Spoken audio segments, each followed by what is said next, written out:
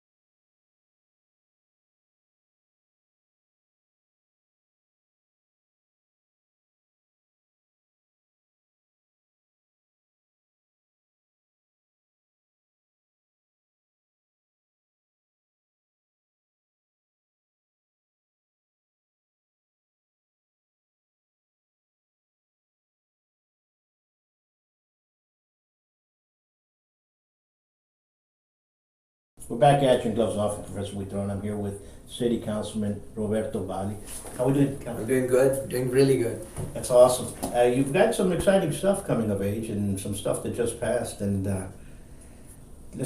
first of all, let's touch base on that project you have with the run. Okay. Okay. How is that coming of age? Well, we decided to do a runway run, which is only a few cities have ever done. And what that is it's a 5K run on the runway of the airport, and that's what makes it really interesting, the location. And we've been working on this. We're gonna have it on April the 18th. It's really exciting because people get to run for runners on a flat surface, and get to run among airplanes, helicopters, and so that'll be fun. There's a lot of excitement already in the running community about this race. We're using it to give scholarships to students. Awesome. And there are students that in the summer we have different sports programs in the summer that some people can't afford, and so this gives them scholarships so they can be as part of our track program in the summer. Sure. They can travel with the city to the different races, and so we're excited about that. The big thing is now that Aeromar is coming in, a new airline, is that we're giving away for first prize for men and women. They're getting a trip to the beach in Mexico.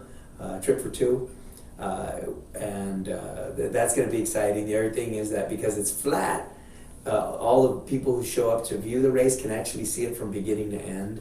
That's nice. Yeah, and for runners, they can actually run on a flat surface and set a personal record, because usually there's hilly courses. The terrain's different everywhere. Yeah, completely flat, completely neutral for everybody.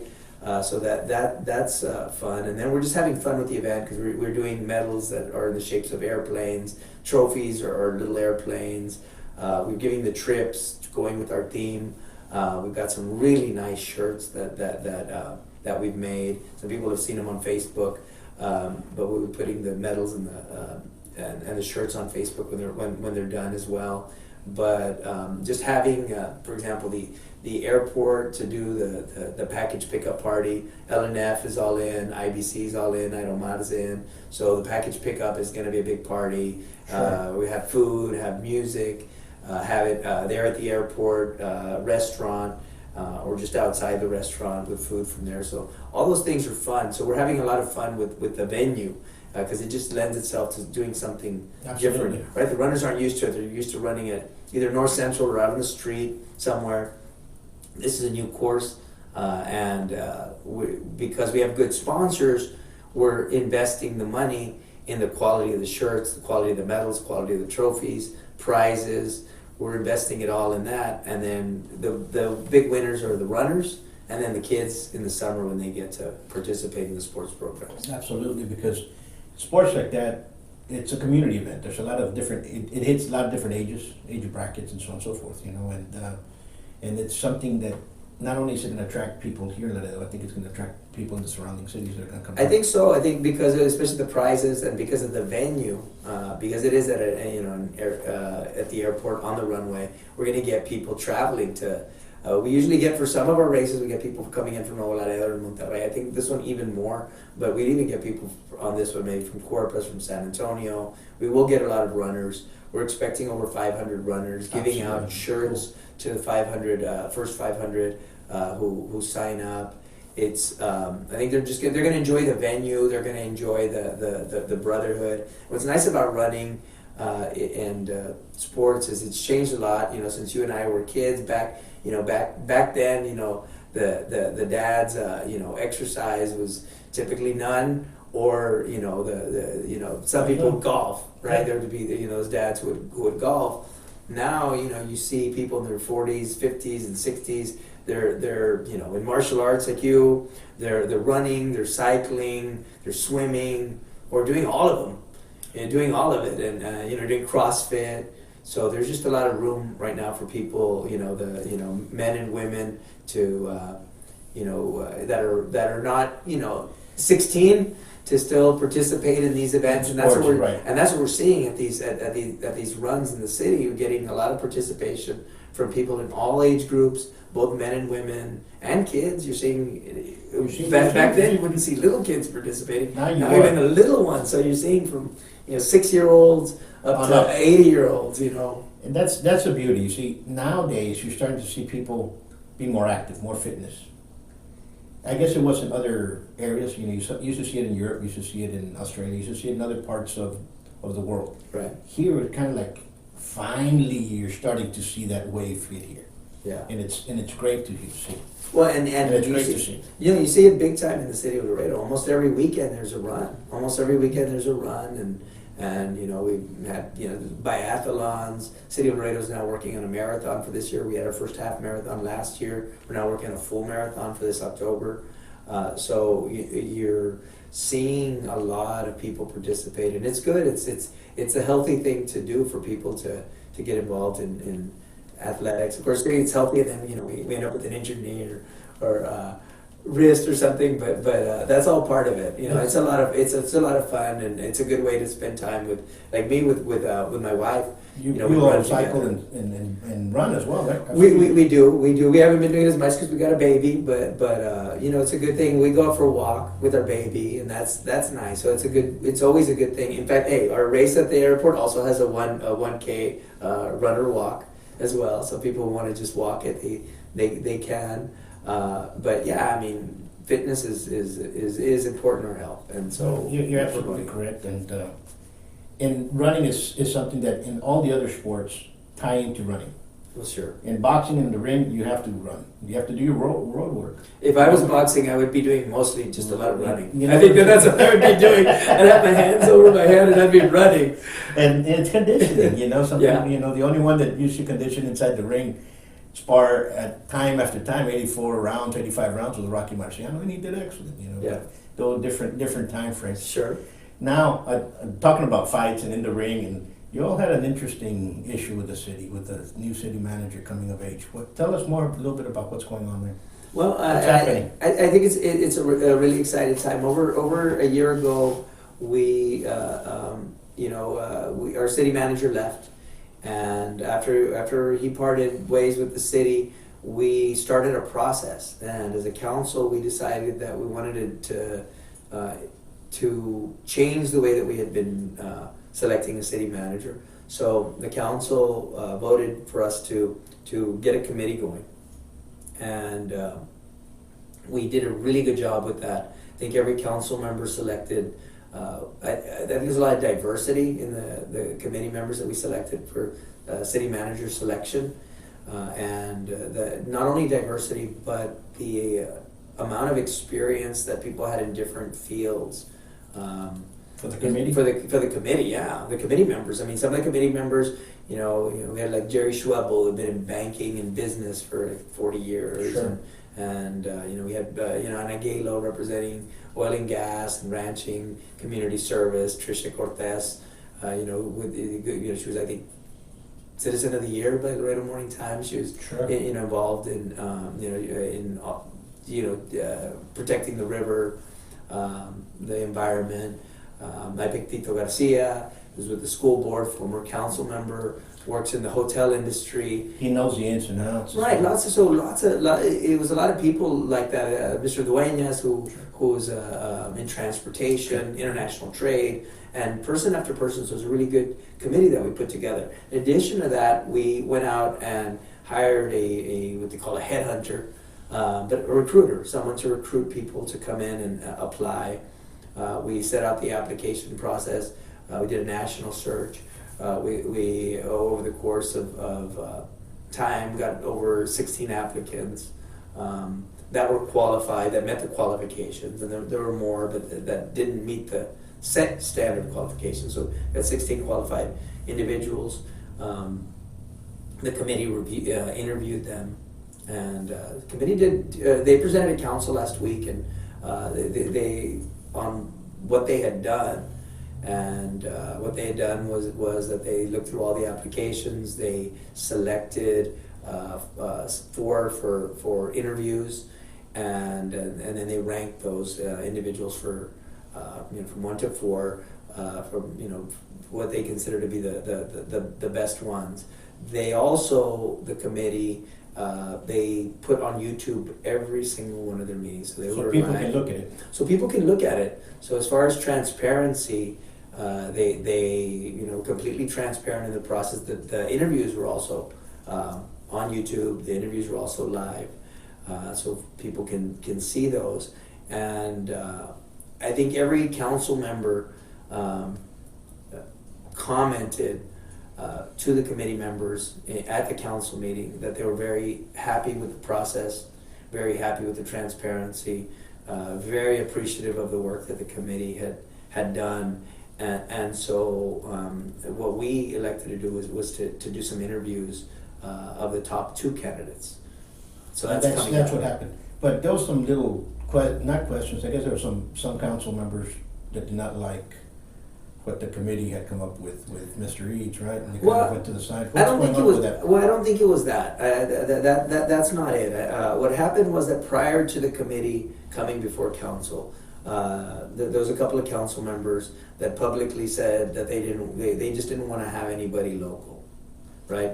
This is before the committee did its work, though. Before the committee had even interviewed candidates, and they interviewed 2 that were local, and 2 that were not local, and so these comments were made prior to them actually hearing back from the committee, which was unfortunate, because I think that they should have waited for the interviews. They should have waited for the committee's recommendation.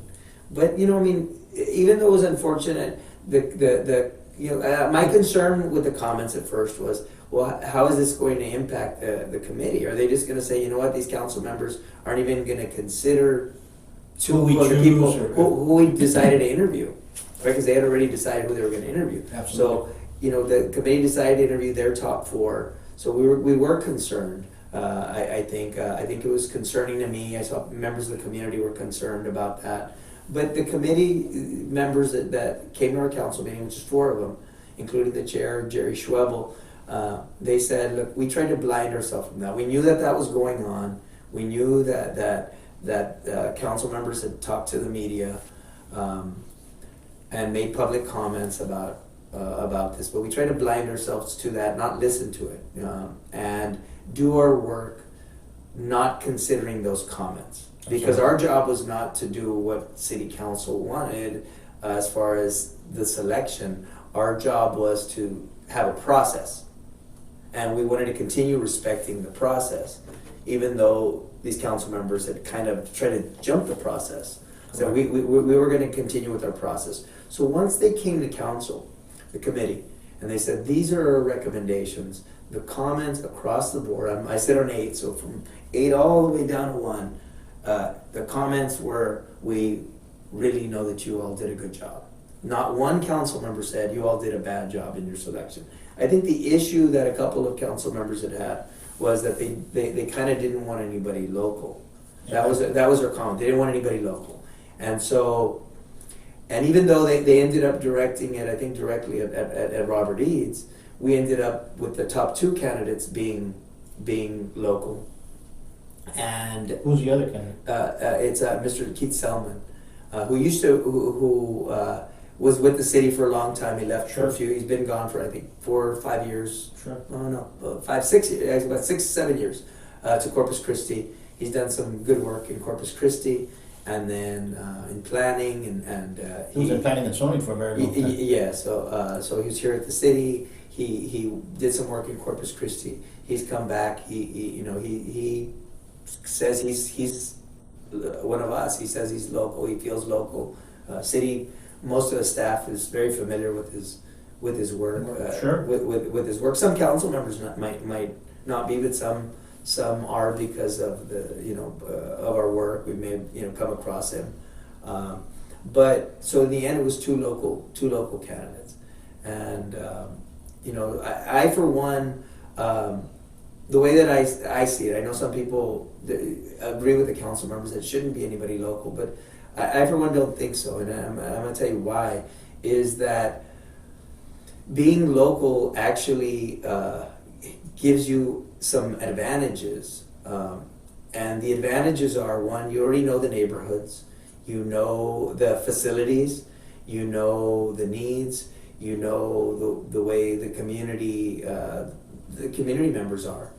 And in any city, regardless of what city it is, if you come in as a city manager, it's going to take you months, if not a year, 2 years, to catch up, to understand how the different, not only how the city is, but you've got to evaluate employees. You've got to decide who are going to be department heads. And what are you going to base that on? The same way it took us a year to come up with 2 candidates, and we still haven't selected one. The way they took us, that city manager is going to come in and say, okay, who's going to run the airport?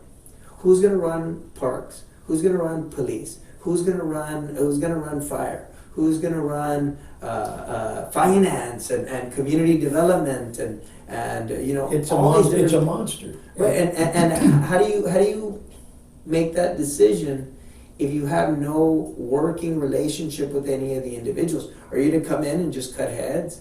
Are you going to come in and say, let me wait and see how everything works?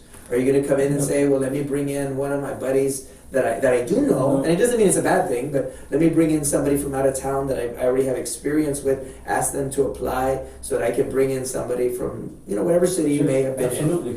That's what happened with the police chief that they brought in, Maldonado, Maldonado was his name, Right. several years ago. What happened? He arrived here, he didn't know anybody. Right. He couldn't get along with anybody.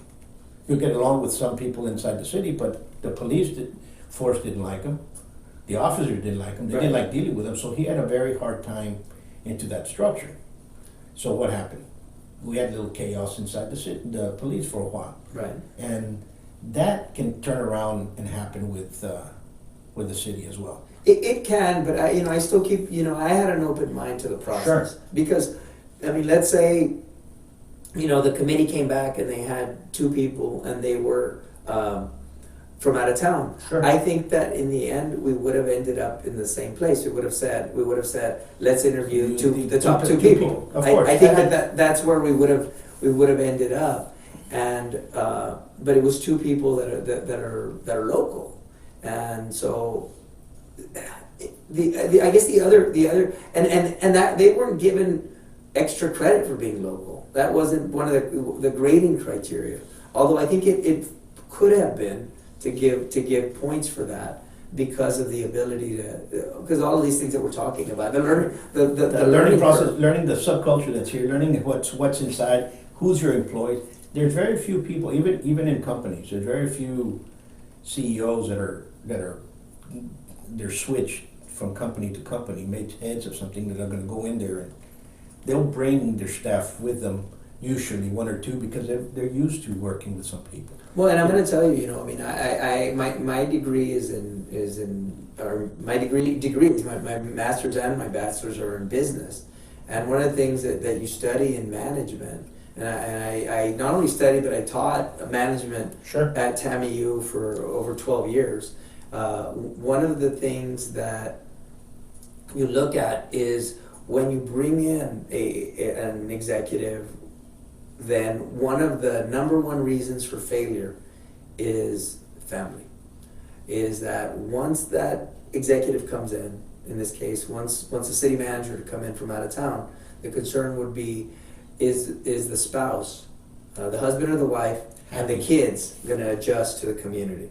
And they may not, because every community is different, and people maybe they're leaving behind a group of friends and family. Maybe they had childcare back home where they're coming from. They had a network of family and friends to that, and then they come in and that's lost. And you see that with a lot of families that moved, and with my father being a physician, he moved around the United States for many years. So every time you go in there, it is rough on the family. Right. It is rough for the kids and so on and so forth. So I remember that was one of the reasons why we came back to Texas, because my mom was out, she wanted to be back closer to the family and so on and so forth. I see that here.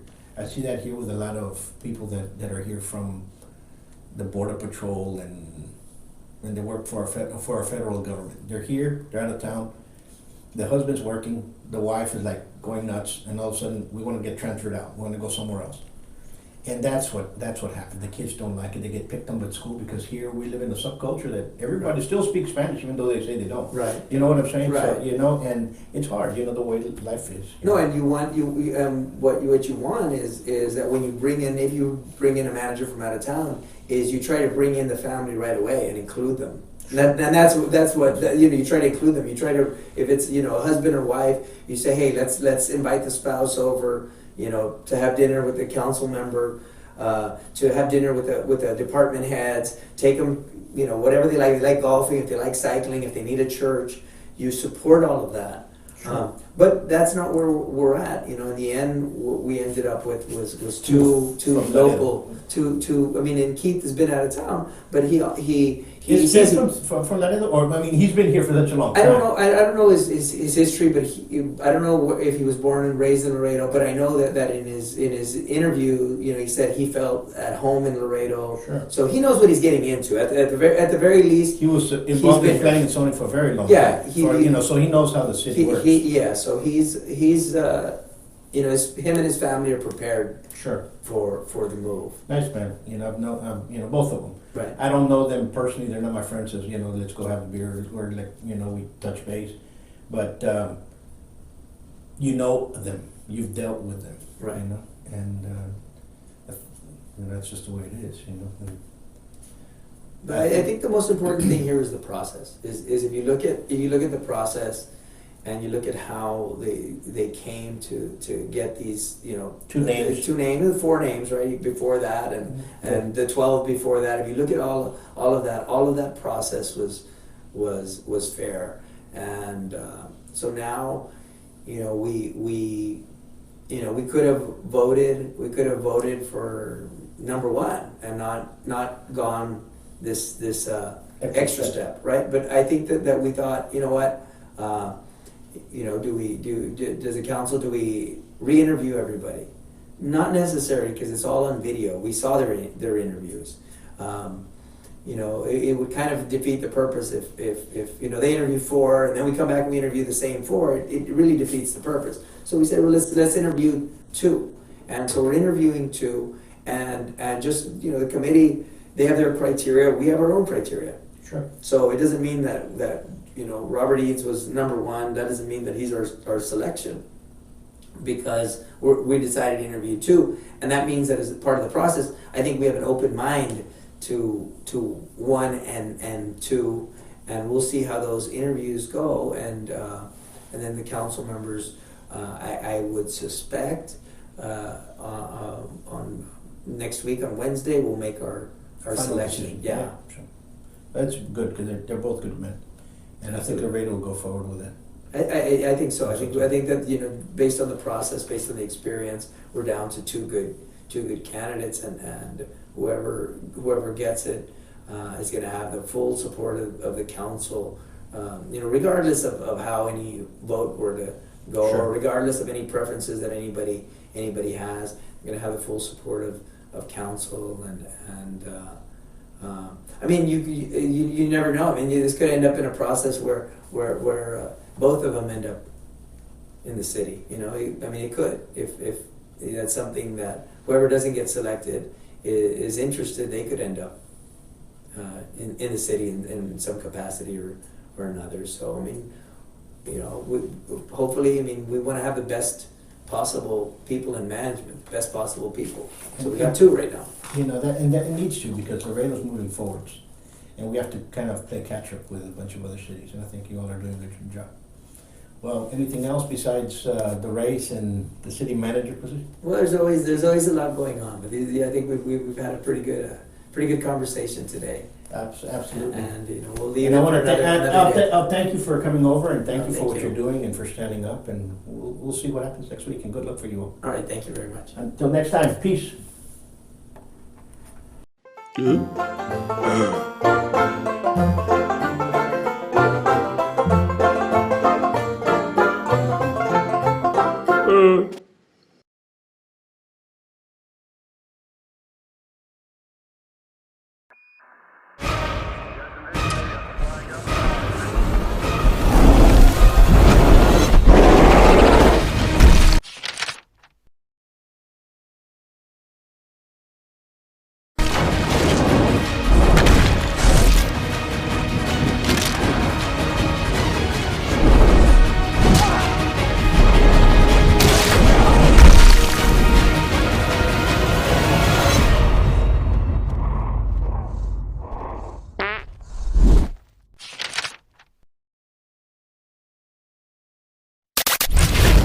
The following political paid advertisements do not reflect the political opinions of the program or its associates. Any political campaign or candidate who wishes to purchase advertising can do so. Advertising is open to all on behalf of Gloves Off.